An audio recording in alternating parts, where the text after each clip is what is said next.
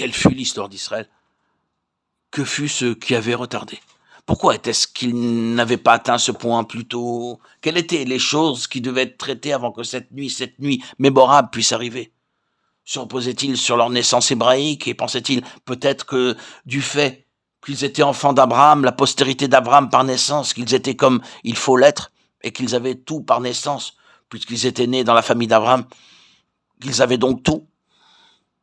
Il y a de nos jours une certaine doctrine à l'étranger qui enseigne que lorsque vous êtes né de nouveau, vous avez tout. Et tout ce discours autour du toujours plus et davantage de bénédiction, davantage de vie et de lumière et ainsi de suite est très dangereux. Vous obtenez tout lorsque vous naissez de nouveau. Et beaucoup de personnes restent fixées sur cela. Eh bien, la fausseté, si je peux inventer ce terme, de cela est tout à fait évidente pour tous les observateurs. C'est une limitation et très souvent une contradiction, une incohérence. Était-il juste resté sur leur naissance hébraïque? Nous sommes le peuple, nous sommes les élus, tout nous appartient, nous avons tout obtenu par naissance. Très bien. Cela doit être éliminé.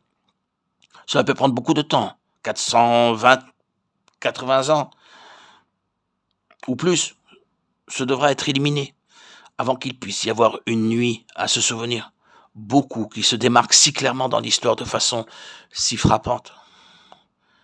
Il est possible qu'il y ait d'autres raisons, d'autres causes et d'autres choses à traiter.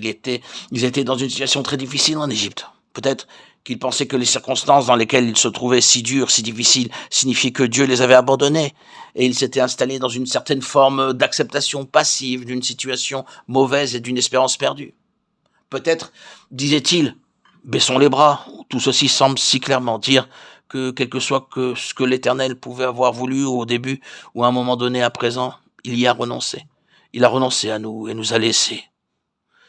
Cela peut être la condition de quelques-uns, que vous êtes relâchés en raison de choses qui se sont produites, peut-être de choses que vous avez faites, de choses qui sont survenues dans votre vie, des situations et des circonstances qui se sont intégrées à votre histoire. Vous dites, eh bien, quel que soit ce que Dieu voulait, à un certain moment, je dois y renoncer à présent, l'abandonner maintenant. Regardez à ceci, regardez à cela. Ceci montre clairement tout le contraire, que Dieu n'a aucun réel but là où je suis concerné. Je l'ai tout simplement laissé filer. Vous êtes simplement relâché sur l'intention de Dieu dans votre salut à cause de circonstances, d'événements ou de conditions. Vous êtes résolu à accepter la situation, à faire de votre mieux une acceptation fataliste. Eh bien, cela peut être bien pour d'autres, cela peut être ce que Dieu voulait, mais Dieu y a renoncé, et a renoncé à moi. Cela doit être détruit. Nous verrons avant d'avoir fini que cela était une chose qui était éliminée. Cela doit être rejeté, mes chers amis.